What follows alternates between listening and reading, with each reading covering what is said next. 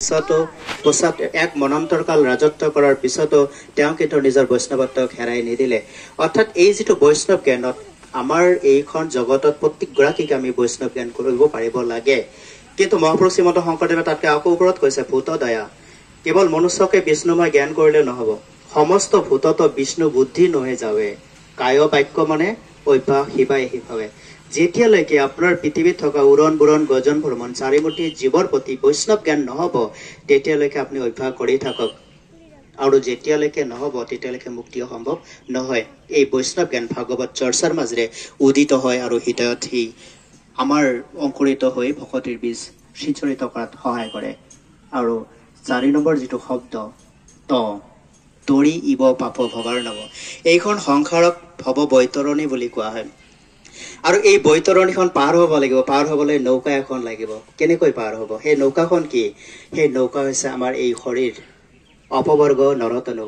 এই শৰীৰৰূপী নৌকাত যেতিয়া আমি সচ্চিত আনন্দৰূপী ভগৱন্ত পুৰুষক ধাৰণ কৰিব পাৰিম আৰু যেতিয়া সমস্ত জগততে বিষ্ণুময় জ্ঞান কৰিব পাৰিম, তেতিয়া আমাৰ অলৌকিক গতি ভাগৱতে প্ৰদান কৰিব। আৰু এই ভাগৱত চক্ৰৰ মাজেৰে এইবোৰ কথা নিশ্চয়কৈ আলোচনা হ'ব। এই ভাগৱতৰ পৃথিৱীত প্ৰয়োজন কিয় হ'ল? প্ৰয়োজন হ'ল পৰীক্ষিতৰ মুক্তিৰ কাৰণে। মুক্তিৰ কাৰণে আহিল কোন? শুকদেৱ। ব্যাসদেৱে কিয় নপঢ়ালে? ব্যাসদেৱেতো নিজেই ভাগৱত ৰচনা কৰিছিল, কিন্তু নপঢ়ালে কিয়? শুকদেৱৰ দ্বাৰা কিয় কৰালে? কাৰণ শুকদেৱ সম্পূৰ্ণ উদাসীন আৰু কেৱলীয়া আছিল। ভাগৱতৰ মাজত প্ৰহ্লাদ চৰিত্ৰ অৰ্থাৎ 7ম স্কন্ধত কৈছে, আপুনি বিষয়ী হুয়া যিটো জন বিষয়িক গুৰু মানে যেন অন্ধলাই অন্ধ উপদেশে বিষ্ণুক সিটো নাজানে। আৰু আমি প্ৰত্যেকে বিষয়, আৰু বিষয়ীজনে যেতিয়া ভাগৱত চৰ্চা কৰিব তেতিয়া তেওঁ বৈষয়িক যিখিনি অনুভৱ উপলব্ধি আছে সেইখিনিয়ে তেওঁ বৰ্ণনা কৰিব। ভাগৱতৰ প্ৰতিটো অৰ্থ আৰু শ্লোকৰ মাজত থকা যি পৰমাৰ্থিক তত্ত্ব সেয়া উপলব্ধি কৰিব নোৱাৰে। যেনেকুৱাকৈ অন্ধই অন্ধক ৰাস্তা দেখুৱালে দুয়ো পতিত হয়, মুক্তি নাপায়। ঠিক তেনেকুৱাকৈ সংসাৰীৰ মুখেৰে ভাগৱত কথা শ্ৰৱণ কৰিলে পৰীক্ষিত নতৰিব পাৰে। সেইকাৰণে ব্যাসদেৱৰ মনত ভয় হ'ল আৰু তেওঁ আঁতৰিলে। আৰু নিষ্কাম পুৰুষ মুনীন্দ্ৰ যতীন্দ্ৰ শুকদেৱৰ মুখেৰে ভাগৱত কথা পৃথিৱীলৈকে নমাই অনা হ'ল। আৰু এই ভাগৱত কথা আৰম্ভণিতেই কোৱা গৈছিল যে ভাগৱত 4 শ্ৰেণীৰ ব্যক্তিৰ কাৰণে কৰা হয়।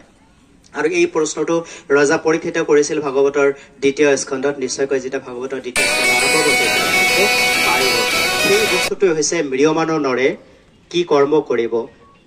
এইখন জগতত যেতিয়া মানুহ ত্ৰাসিত হ'ব তেতিয়া কি কৰ্ম কৰিব? যেতিয়া সমস্ত বিষয় বাসনাৰ পৰা তেওঁ মুক্তি পাব বিচাৰিব তেতিয়া কি কৰ্ম কৰিব?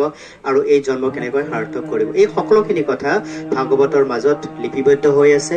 আৰু এই ভাগৱতৰ চক্ৰৰ মাজত নিশ্চয় সেইখিনি কথা উন্মোচিত হ'ব। আৰু আপোনালোকে যিসকল বক্তা আৰু শ্ৰোতা থাকিব তেওঁলোকে নিশ্চয়কৈ এইবিলাক কথা উপলব্ধি কৰিব। মোৰ শুভকামনা আৰু থাকিল ভগৱন্ত পুৰুষৰ চৰণত মোৰ ভক্তি ভৰা শ্ৰদ্ধা আৰু সেৱা নিবেদন কৰি আপোনালোকৰ সাক্ষী কৰি ভগৱন্ত পুৰুষৰ ভক্তিময় এই তত্ত্ব কথা ইয়াতে চিৰপ্ৰবাহিত হ'ব আৰু হৃদয়ে হৃদয়ে বৈ থাকিব। তাকে কামনা কৰি আজিৰ এই ভাগৱত চক্ৰৰ অনুষ্ঠানটো আনুষ্ঠানিকভাৱে মুকলি কৰিবৰ কাৰণে মই আগবাঢ়িছোঁ। আপোনালোকৰ সহযোগিতা কামনা কৰিছোঁ। ধন্যবাদ।